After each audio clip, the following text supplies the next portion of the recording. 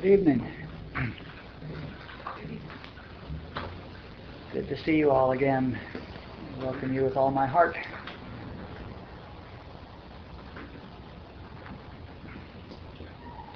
Last week was a hard class if we really hear the amount of work that needs to be done before we can move into the consciousness that we're here to try to attain. But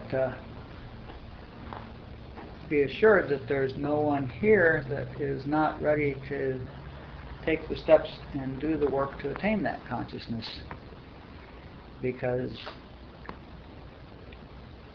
whatever brought you to this class would not have brought you to this class if you weren't ready for this class. Nobody comes to these classes by mistake. Everybody is led, if they're at all attentive to what's going on within them. Everyone is led to the teaching that is appropriate for them at this moment, and the people who are not attentive to what's within them are not in classes that look anything like this one. So there is a lot of work to do, and we all apparently are ready to do that.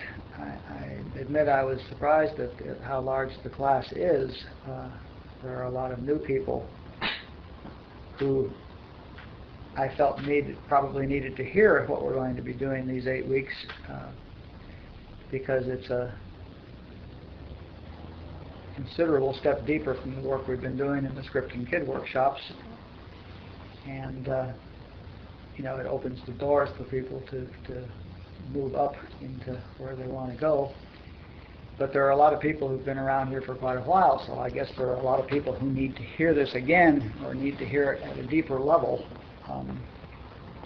So we'll see how that unfolds. There's all levels of consciousness here, and I'm sure everyone will get what it is that they came here for.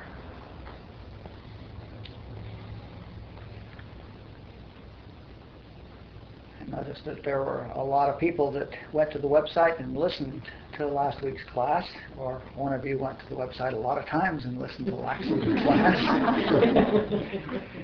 In any case, that's very reassuring. This class will be put on the website tomorrow, and I will send out email once again telling you the address of that page, but this time please add it to your list of favorites so that you can find it, because there's really no reason to send out the same email every week. It's always going to be the same place, and it'll just be each week it'll be the next class. And if you want to get a CD of the class, we are making CDs of them, and there's an order form back there on the desk, and you can order them, and you will each week get the preceding week's class, so that you can take it in your cars or do whatever you need to do, because some of us don't want to be tied to our computers to do this study. We do have one question from last week, and the question is, how do I empty my cup? What do I do? What do I not do? And that's a good question, and the crux of the matter, isn't it? I mean, last week we talked about dropping our concepts of God, dropping our concepts of prayer, dropping our reliance on religions that don't work, taking a look at what we think about matter, giving up belief in two powers, judgment and self-preservation, and not using our intellect in the process. So that's a tall order. And yet, all those things need to be accomplished. The way we empty our cup is through, well, lots of ways, but the primary one is diligence. The primary one is paying attention to what's going on inside our own head. The way we will drop concepts of God that we have that don't work is when we stop fooling ourselves that God's going to do something for us that He's not doing now, and recognize what the truth is. In other words, when we see that our concepts and beliefs about God are ineffective, then they will be dropped just like that. And hopefully we will get clearer concepts, or hopefully not concepts, but a clearer understanding of God in the remaining 6 weeks of this class. Similarly for prayer, it's very nice to go to church on Sunday and say prayers and think we're covered. And that's very nice and very reassuring, and allows us to feel good and feel safe and everything, until a calamity happens to us, which it happens to very many people. Some calamity comes and then it breaks their belief in God and they go to the other pole. If we have a correct understanding of God and a correct understanding of prayer and a correct understanding of religion or spiritualism, then that needn't happen. My AA sponsor, Susan, always used to tell me, well, don't worry about what they think God is. If it isn't God, it won't work. The universe is self-correcting. But we can study and open ourselves and hear what's being said and see if it's true for us, and go within and see if it's true, and go back and listen to the CD again and see whether or not that fool made a case or didn't, and do the work.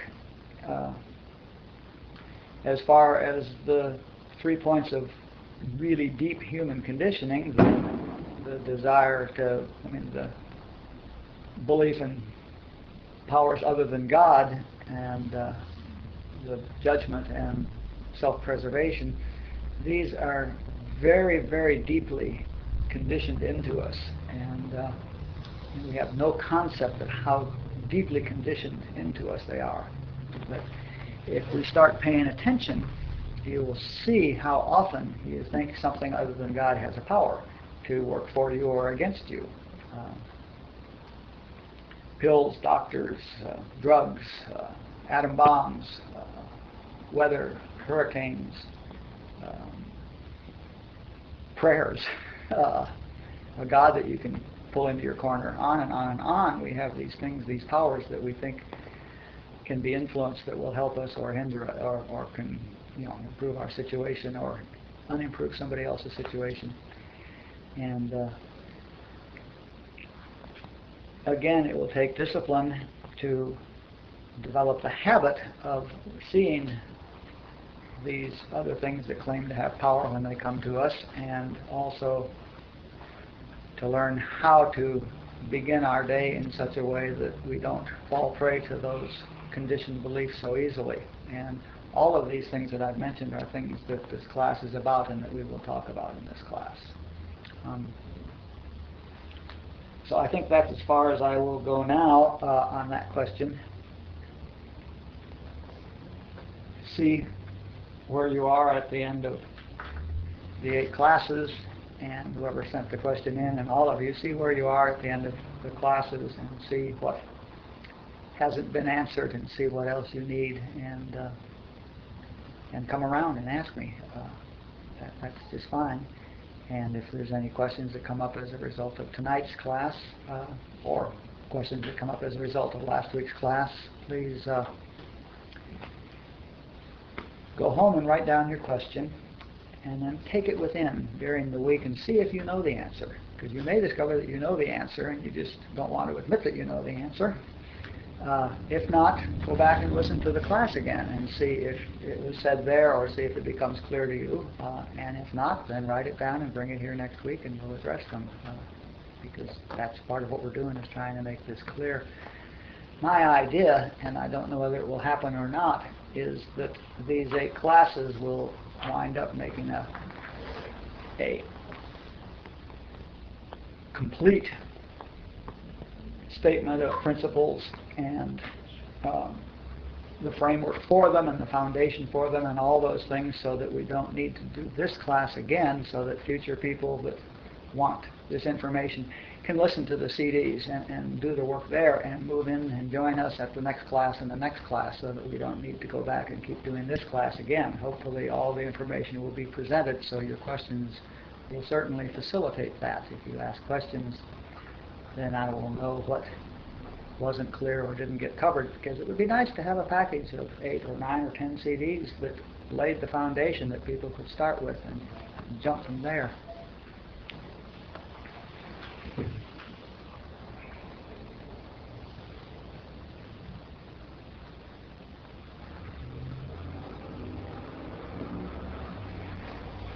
Okay, tonight I want to talk about levels of human consciousness or levels of consciousness.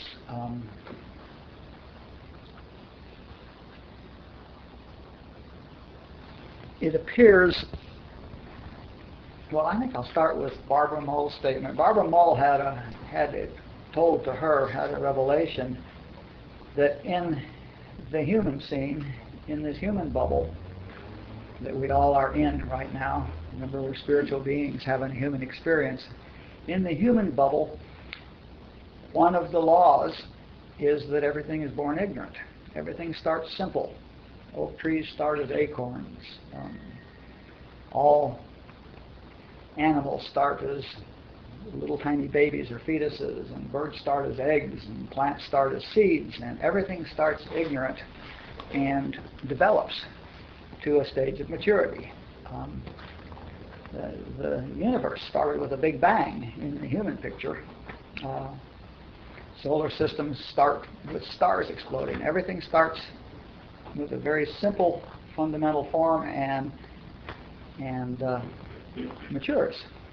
And that appears to be the story that's going on in human consciousness about us individually and us as a collective consciousness. Human consciousness started out very rudimentary. Human consciousness started out as being an animal consciousness, what we would consider subhuman. No doubt there were bipeds on the process to becoming people in the human picture always that had no self-awareness, no self-consciousness, and were, I would say, not yet in human consciousness, but were in animal consciousness.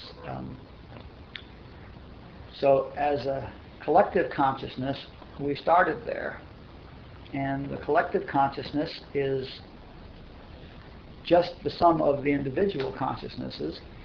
And so all of the individual consciousnesses started there. And the story is, in this human consciousness bubble, that we all started ignorant and over a period of many, many lifetimes have gone through experiences which have educated us and helped us raise our consciousness and educated us usually by the technique that Susan commented on, by proving what doesn't work. But slowly, slowly our consciousness evolves. And so we do see levels of consciousness. Different people seem to have attained different amounts of understanding, and that's what we're going to talk about tonight. And we'll break it into 3 areas, although it's an absolutely graduated plane. But we'll talk about material consciousness and a mental consciousness and a spiritual consciousness, or body, mind, spirit. And then the class is going to be, the remaining 6 classes are going to be about spiritual consciousness. But it's important to know what material consciousness is and what mental consciousness is, so that you will know what spiritual consciousness is not. And it's also important to know that because as you read spiritual literature, you will discover that masters are talking to students at different levels, and as a result their answers are at different levels, and sometimes they're talking to students who are in a materialistic consciousness, and they'll give one answer, and then the same question can be answered by a person who's operating at a mental level, and they'll get a different answer, and then the person who's in the spiritual level will get asked the question and get a totally different answer. I listened to Robert do this many times. I've heard him answer the same question 3 times in the same satsang with 3 totally different and apparently conflicting answers. But Robert always knew exactly where the person was who was asking the question, and answered at that level because that was what they could understand. So let's talk about what makes up materialistic material consciousness first. And I've put down 7 areas that I'll mention just so we can sort of compare them across the spectrum of the 3 types of consciousness. The first one is matter. And a material consciousness thinks matter, is this hard stuff, is hard, impervious, solid, you can't walk through it type stuff. Again, we see that the concept of matter in material consciousness is a developmental one. It used to be that matter was made up of 5 elements, 4 I guess originally, it was fire, water, and air. And then they threw in ether as they became conscious of the fact that there's something surrounding all of this. So that developed, and then it developed into 92 elements, and then it expanded up. I know there's 238. That's a magic number, and I suspect there's probably 400 different elements by now. And the reality is that there's no limit to the number of elements, but the concept was that these elements were little hard particles that are flying around each other. And then as human consciousness grew, these elements got looked at, and with what we call the new physics, wave mechanics was discovered, and the particles became waves, and then they became clouds of probability, and more it becomes vacuous. And as we look deeper and deeper into matter with electron microscopes, we see these amazing spaces between any of these particles that aren't really particles, but just probability spaces or waves or whatever they are. So we can see that even within the material consciousness, within physics, which is our science of matter, we can see the development. But the material consciousness fundamentally thinks matter is matter, and that it's solid, and that it has its own existence separate from us, and that it has its own characteristics and all this sort of things. The next topic is power. And in material power, and power is might. The one that can bring the most material force has the most power. Joel likes to talk about how it used to be spears until somebody invented the bow and arrow, and when the bow and arrow people wiped out the spear carriers until somebody developed a gun, and then the pistol people wiped them out until somebody developed rifles, and then the rifle people were winning, overcoming. Always human consciousness is finding a bigger power to overcome. Rifles worked until dynamite was discovered, and dynamite worked until we had cannons, and cannons worked until we had airplanes with bombs, and bombs worked until we had nukes, and we are always and little nukes. The human material concept of power is what the word means to us usually, because usually we think in our conditioned sense of material consciousness. And the way we deal with power is, the way you deal with a power that's contrary to you or against you is you find a bigger power to overcome it. And we are all now looking at a world in which we see how effective that approach is, and now nobody, now overcoming the powers that exist now are talking about cataclysmic powers. Nobody wins anymore. There is no more overcoming the power with a bigger and better power. And yet, that's what human consciousness wants to do. They want to find the way to overcome. And it's being used in smaller nukes now, tactical nukes, and on and on. In any event, that's the concept of power in the material consciousness. And the third topic is the religion. And the materialistic religion is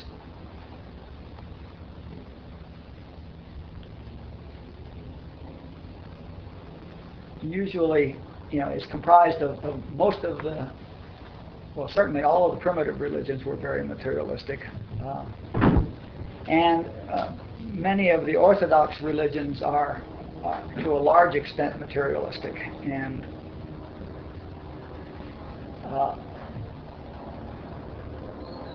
religions that are based on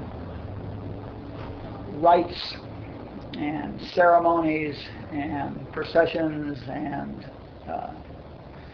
bringing material things, religions that are based of the Ten Commandments, 2 through 9 are very material commandments. They're laws, material laws about how to behave as a human with a material body in the material world.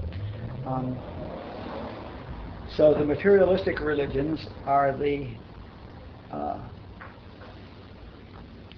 tend to be the Orthodox religions, although there are certainly in any Orthodox religion or any church or anywhere there can be an enlightened individual who will change that entirely.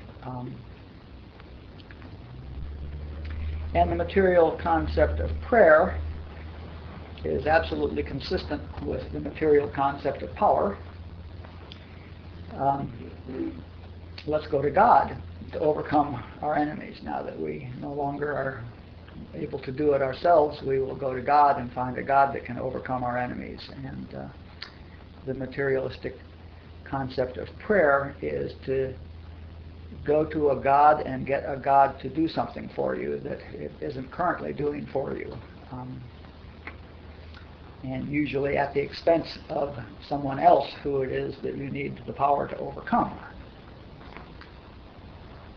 Let's see if we need to say any more. I don't feel nearly as much resistance tonight as I did last week, but I'm trying to not step harshly while speaking truth.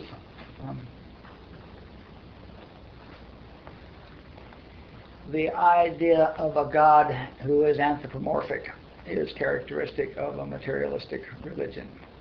The idea of a God that I can pray to do something for me. If you think about that, whenever I pray to God to give me something I need, I have the assumption that my God is a withholding God. God can't possibly give me anything unless it is withholding those things. So the materialistic prayer tends to be asking God to give us stuff He isn't giving us, or take away stuff that He's currently giving us that we don't want or can't handle, this sort of thing.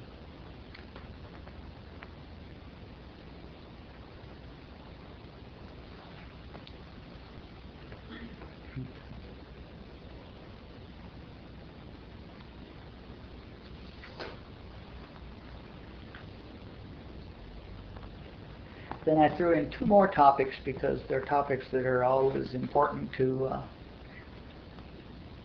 metaphysics students and infinite way students and mystical students, the topics of supply and healing.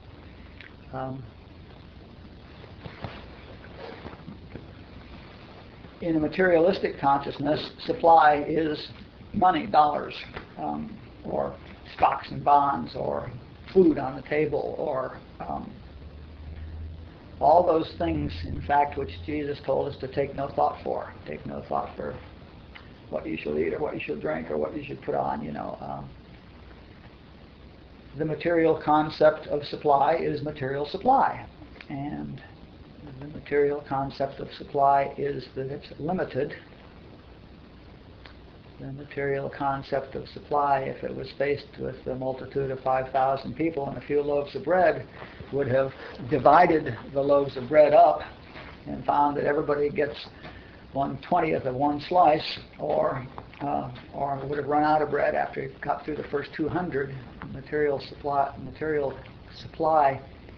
is subtractive and divisive and finite and limited, and you'd better get yours before they get it from you, because there's not enough.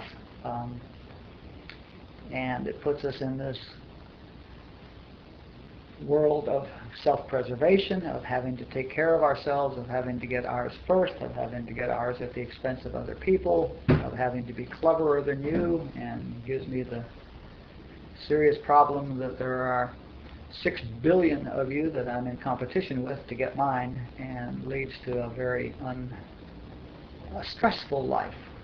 Stress is a sign of a human consciousness and a human religion and a human prayer and a human sense of supply and all these things. The human concept of these things leads to stress, because human consciousness believes there isn't enough. And finally, healing, because we're going to talk about spiritual healing eventually, just slightly in this class, but we're going to discuss the topic. In material consciousness, healing is the AMA. Healing is remedies and fixes, and germs cause disease, and shots fix them, and anti-serums fix them, and or sometimes a little bit of the disease fixes the disease or prevents the disease or whatever. But the human consciousness is very clearly that, or the material consciousness is very clearly that we apply our best material solutions to the medical problems that we have, or the physical problems that we have. And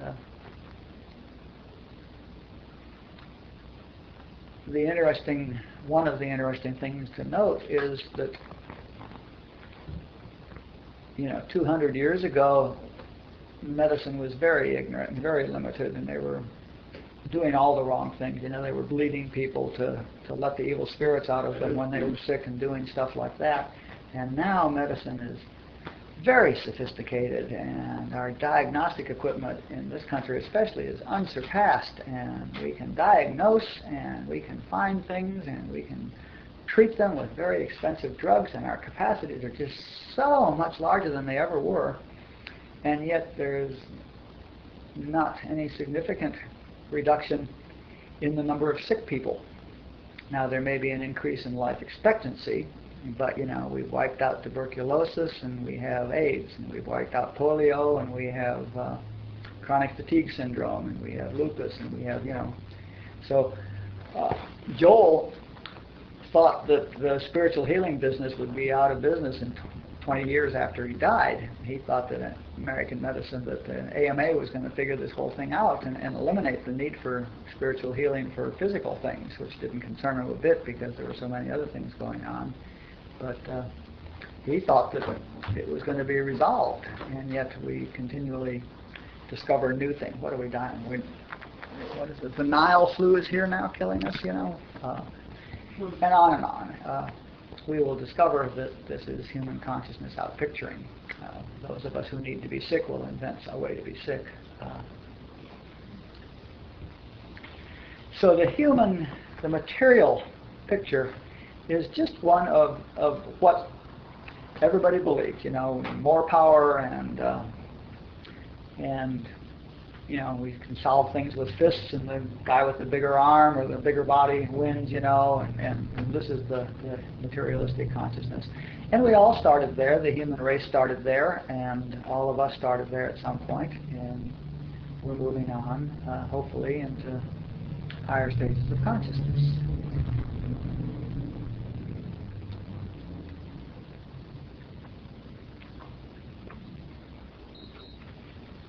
Now, the people who are in material consciousness typically are relatively unaware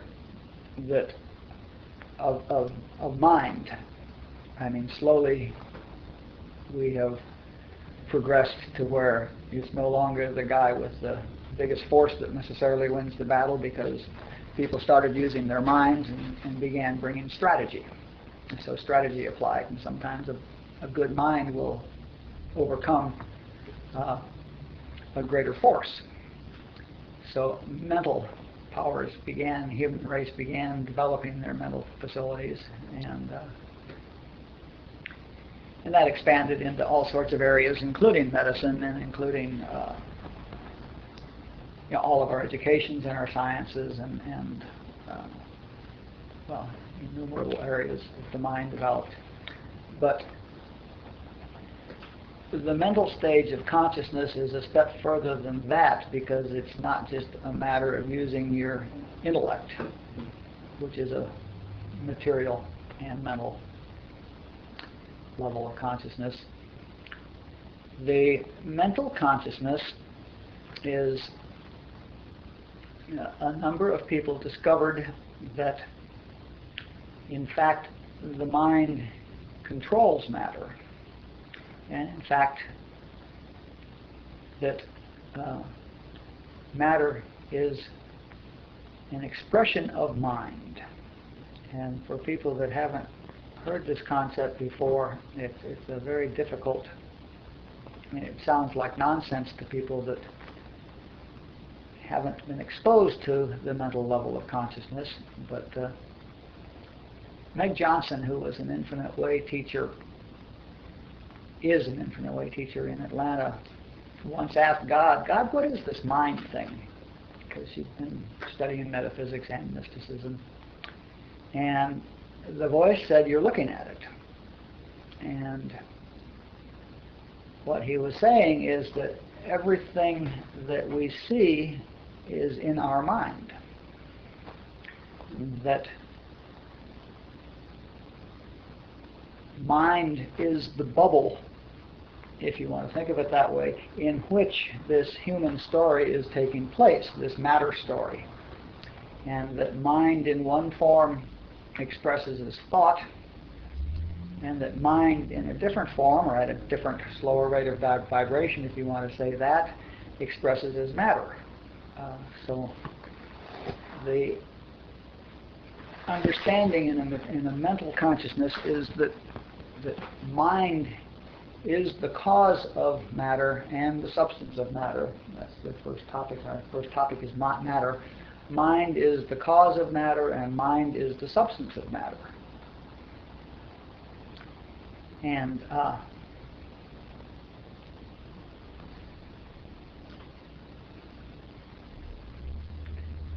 more and more we see places like the Duke Parapsychology Lab discovering more and more the power of mind over matter, discovering that mind can move matter, can roll dice in a particular way, discovering that mind can control matter. But that is such a kindergarten level of what we're talking about. We're talking about the understanding that Mrs. Eddy came through with, that was given to her, that was the foundation of Christian Science and religious science and New Thought and Unity and all the metaphysical religions. And the understanding is that matter, everything, thoughts, matter, everything we experience, is in this bubble called mind.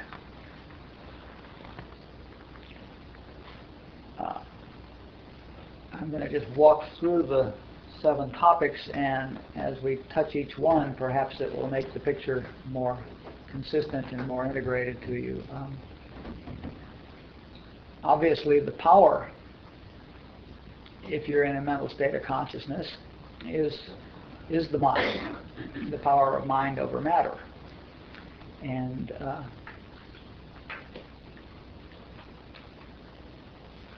talk about that in religion. There's not much else to say about power. Power is mind over matter. The fact is that matter is an expression of mind, and if you learn to control your mind and use your mind properly, you will be able to control matter. That's the belief, and it's been amply demonstrated. The religion that goes with this is, first of all, metaphysics, Christian Science, as I said, and religious science, and all those religions are religions that base their existence on the ability to demonstrate healings. And when we get to healings, I'll just mention that briefly, but we're here right now. The reason they're was a Christian Science church that suddenly had 3,000 churches around this country and around the world was because of the demonstrated healing efficacy of the principles that Mary Baker Eddy discovered. And I'm aware that her teaching was actually at least as much mystical as mental, but it began mentally and it wound up mentally, being mental healing. Other examples of mental religions are voodoo. Voodoo is a classic case, and voodoo works, especially on the people who believe voodoo works. Notice the involvement of the mind. Voodoo practitioners kill or bless with voodoo. And if you know anything about Hawaii, before the missionaries got there, there were good kahunas who could heal, and there were bad kahunas who could curse and kill. And this is also the foundation of witchcraft. Witchcraft is applied mental powers.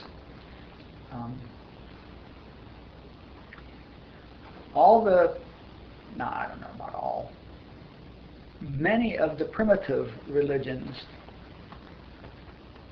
understand the primitive races, like the Aborigines in Australia, and some of the tribes in South America, and also the earlier tribes, the people in Egypt knew about the mind 3,000 years ago, and people in Socrates' time knew a great deal about mind 3,000 years, much more than our society knows about mind. These people knew about the power of mind and how to use it.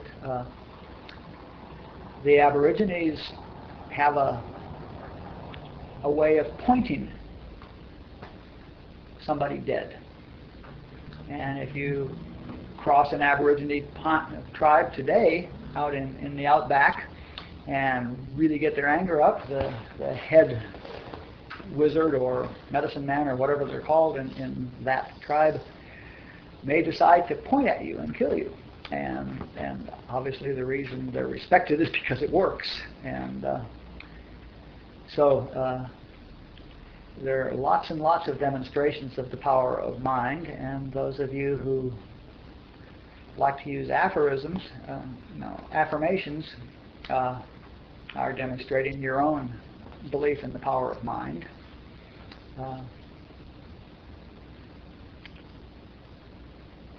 Joel talks about a preacher actually who wrote a book on how to use prayer for good and evil. And what he did was he had a number of his associates, and they had a bunch of plants, and in two identical situations, identical types of plants, and one group went into the one room and prayed for these plants and prayed for them to be healthy and beautiful, and the other group went into the other room and prayed for these plants to die. And the plants that were being prayed for in a positive way doubled in their size and growth and flourished, and the ones that were being prayed for to die died. And Joel points out, of course, that this certainly is the man ran a valid experiment, but he misunderstood the power, because God certainly is not killing plants at the whimsy of this crowd in that other room. That prayer to God cannot be used destructively, but that what he was discovering is that just the power of the minds of these people that were praying one way or the other were having a direct effect on the plants. And there is effective mental healing going on.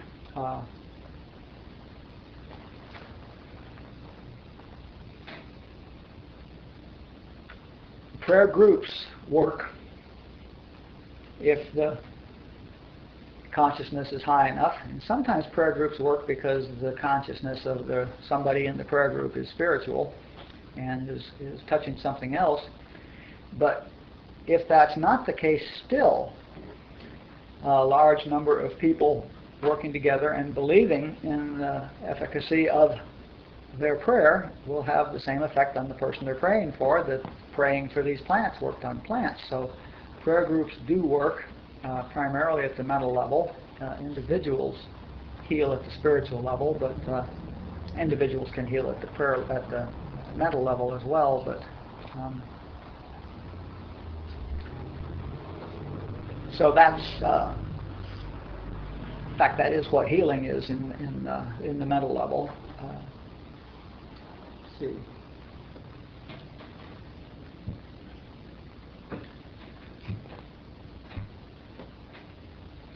God, at the mental level of consciousness, is divine mind. And another aspect of mental religion is using divine mind to overcome mortal mind.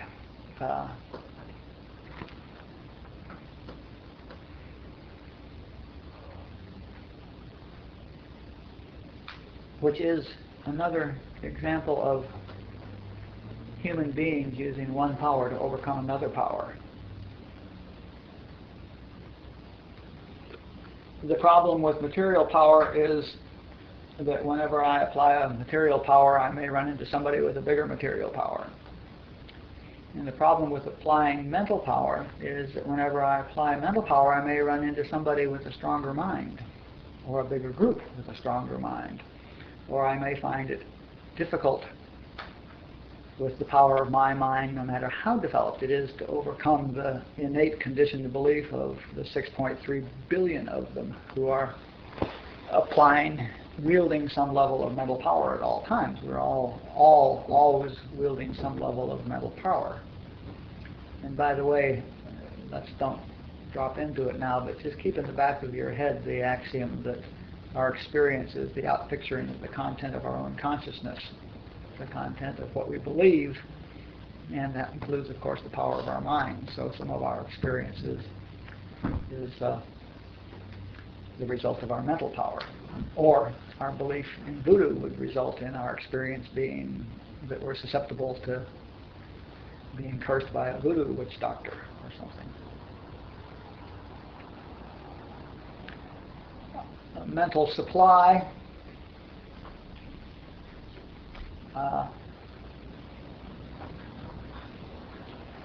is using our minds to manifest material supply. Instead of trying to go out there and get our material supply before they get it, when we're in the mental religions or in the affirmation stages or in that state of consciousness, we use our mind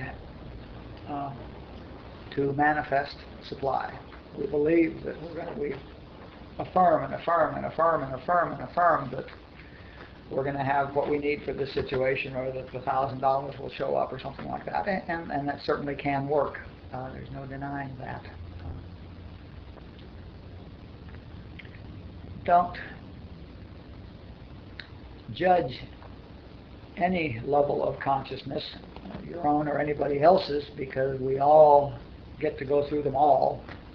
And some of us may have been doing this a little longer than others, and thus are fortunate enough to be slightly further down the path. But don't think that any level of consciousness is good or bad. It's just what it is. And the only purpose for all of this is so that you can see what characterizes materialistic thinking and a materialistic level of consciousness, and what characterizes mental thinking and a mental level of consciousness. And you can see that in both cases we're in the situation of two powers. One of the things that Joel says we have to empty out the absolute conditioned belief in two powers.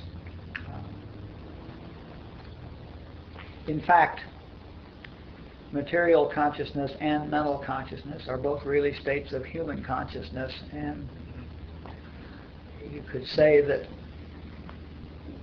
a spiritual being that's having a human experience is a spiritual being who is now living in material and mental consciousness rather than spiritual consciousness. Okay? So, part of the emptying out, if we're going to be spiritual beings again, where we discover that we're spiritual beings, is to recognize the what these other two states of consciousness are. Let's see if we should say anything else about that.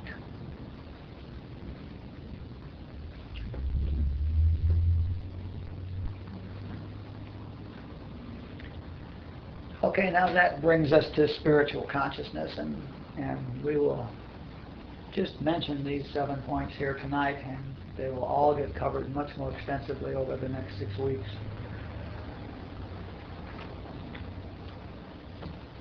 The first thing about,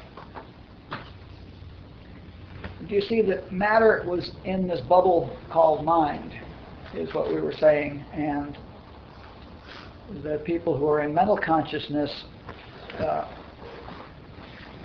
are often not aware that mind is within consciousness. Consciousness, the absolute attribute of awareness is outside all of this. Mind is, I keep talking about mind as a bubble. Consciousness is what mind is a bubble in. And let me give you a sense of that. When you dream at night, you're in your bed, you're asleep. Let's say we've got some wires wired up to your brain so that we can measure the activity. And you're having a dream, you believe you're in the dream, there you are in the dream, and you believe the dream is real, and you see matter and you feel matter and you can pound on it, and you may be learning to use the power of your mind in this dream and doing all this stuff in the dream, and you have good experiences and bad experiences, and the dream may be taking place in a huge, I mean, maybe you might be in a spaceship traveling across the universe, so the entire universe is in your dream. And the dream may have an apparent duration of hours, of an hour, let's say. And then you wake up. Now, the guy that had the EKG on your brain noticed heightened brain activity for about 1 second. Dreams take about a second or 2 seconds, regardless of how long the experience you have in the dream takes. And the other thing is that there was this space, this universe, that the dream took place in. And, you know, my question, of course, is, where is that space now? And what happened to those 4 years, or 4 hours, or 4 days, or however long your dream lasted? And that's what I mean by a bubble. I mean, if you're in materialistic consciousness and you think that all of this is taking place in your brain, then that bubble, that entire universe, was a bubble inside of your brain, so to speak.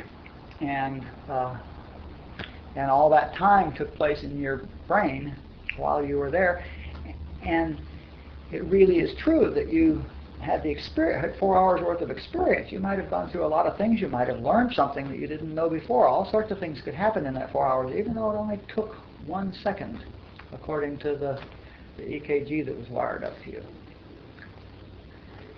So my point is that time and space are just a bubble inside consciousness. Well, actually, they're a bubble inside mind, and that mind is inside consciousness, because while this bubble was going on inside your mind and you were having this dream, your consciousness was back over here somewhere, generating the dream, presumably, and also aware of it when you woke up in the morning that you had the dream. So there is this consciousness that's outside of all that, and it was observing the mind that had the time and space in it. So when we start talking mystical, we're talking about consciousness. And the mystical consciousness, the spiritual consciousness, is the only consciousness there is. It's the one consciousness, and we're talking about becoming aware of this consciousness. And when we're working at the mind and body level, we're not usually aware that there is this consciousness within which all of this stuff that we're aware, that we're focused on, is taking place. But time and space are inside. If you're in spiritual consciousness and if you're having the mystical experience, time and space are inside mind, and mind is inside consciousness. And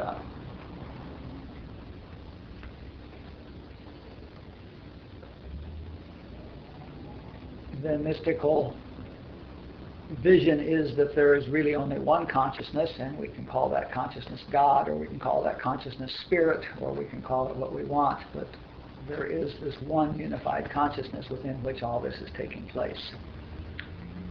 Now, power in spiritual consciousness is that there isn't any power, there's no need for power, all there is this oneness, this one consciousness within which all this is happening, and you're having your dream, and here's the consciousness out here, which you are, and here's all this stuff going on inside the dream, and so somebody kills your sister in the dream, and you wake up, and do you call the police? I mean, do you send somebody to try to find the guy that killed your sister in the dream? Do you see that there's nothing to apply power to, that it was just all a dream, and there's no need,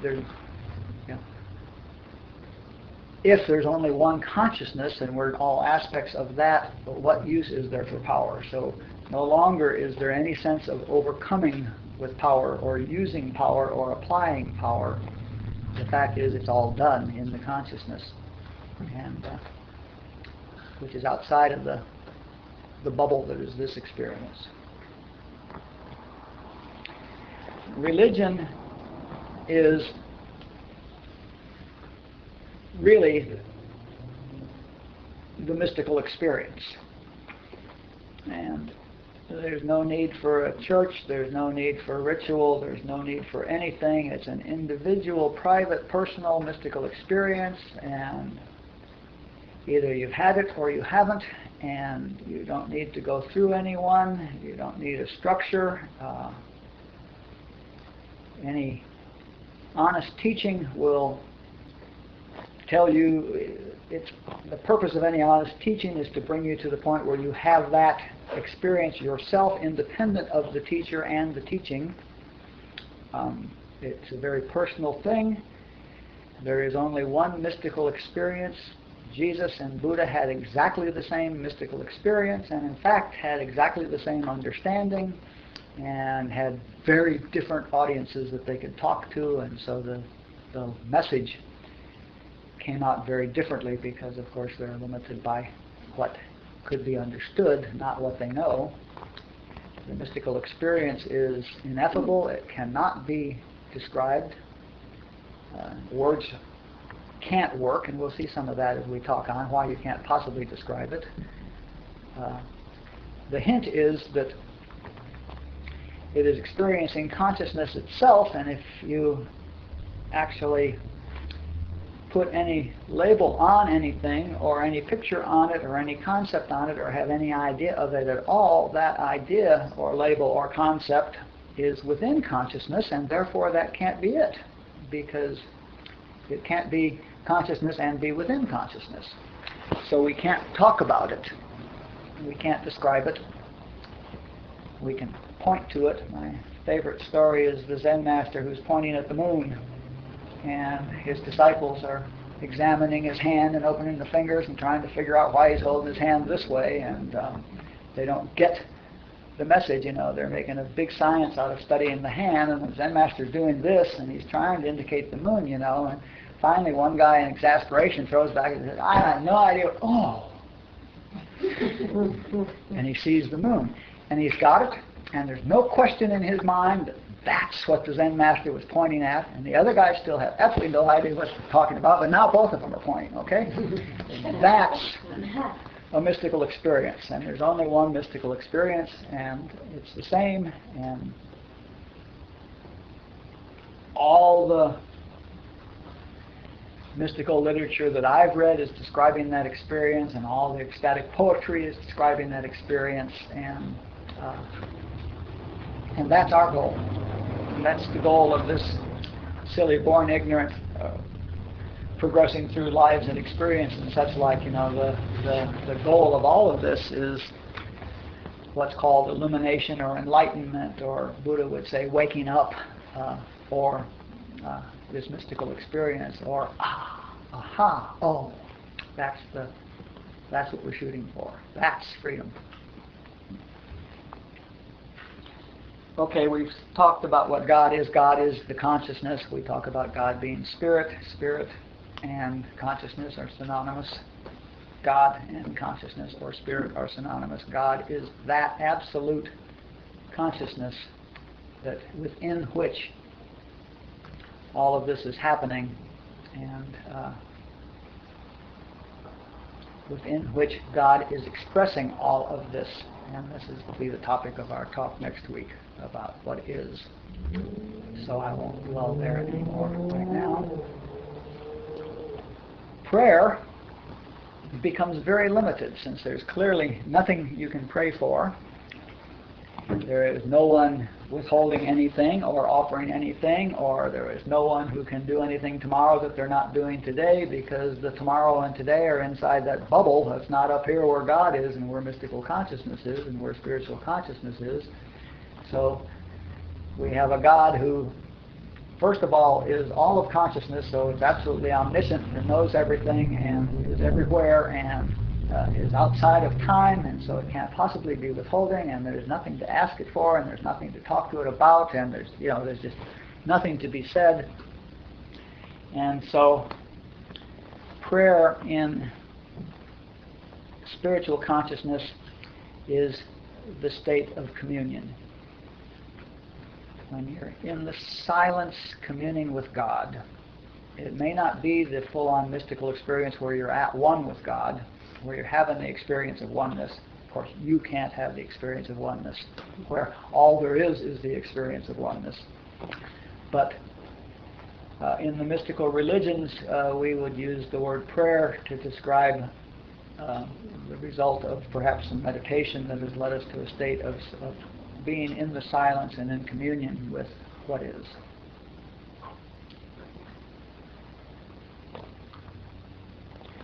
Supply is like all there is. Like you are everything there is. So that pretty well wraps up the supply problem. I am everything there is the mystical consciousness. And let me say that statement about supply sounds so absolutely useless to anything we're dealing with, but it's not true, and we will certainly address that in further talks here too. But a hint is that knowing the infinity of this consciousness, and knowing that everything is within this consciousness, and knowing that everything is oneness, and therefore we are part of oneness, when we know that, then that becomes the content of our consciousness, which expresses in the bubble. Okay? So working on the mystical consciousness and having the mystical experience has a direct and immediate outpicturing in the bubble, because now that's the content of your consciousness. Whereas when you were not focusing on God and mystical consciousness, and you were focusing or letting yourself be overwhelmed by material consciousness, then the human belief in self-sacrifice or self-preservation and lack and all those things is the content of your consciousness, and that's what's manifesting to the extent that you let it. So there's a very practical aspect to this very ethereal concept. And healing is the same thing, and we're going to talk a bit about spiritual healing, as I said, but spiritual healing is the recognition that there is nothing to heal. A person whose consciousness is high enough that he has the actual experience, recognition of who the person who apparently needs the healing really is, And in that exalted moment, when they are that high, their consciousness is linked to God, and the person who's asked them for help is linked to them, and the picture changes because now the content of their consciousness is this much higher concept of God and picture of God. And so once again, the picture changes, and the result is a spiritual healing, an instantaneous spiritual healing, or perhaps a longer term. It depends on how open the pipe is, how high the practitioner is, and how available the client is for that, how open they are at the moment, and a bunch of things. But nonetheless, that's the type of healing that we're talking about in spiritual healing. It's not applying your mind to fix a problem, and it's not applying medicine to fix a problem. In fact, it's a recognition that all there is God, and therefore there is no problem, and all I need to do is get high enough that I can see that, and then if I can lift you high enough that you can see it too, well, we both laugh. What are we doing? Fine, let's see what else we need to say, if anything. Maybe enough.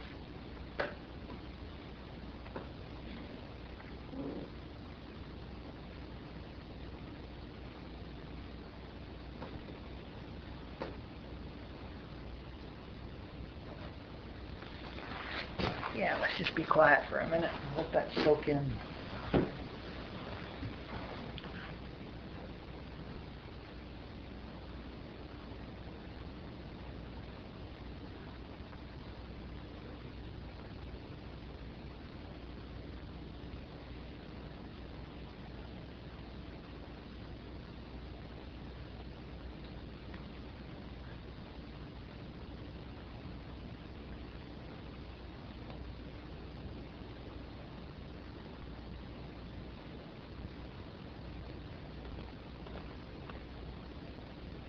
Watch your thoughts over the next week and see what it is your believing is. See what it is you think has power.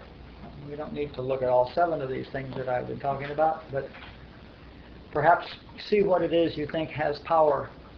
And you might also, if you're so inclined, see what it is you pray for. And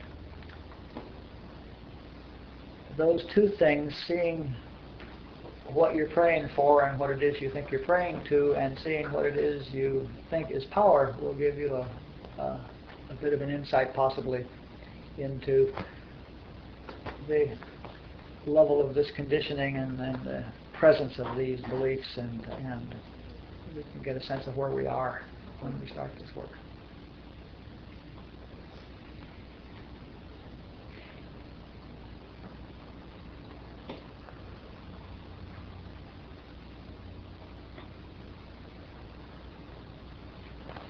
Okay, thanks for coming. I love you all.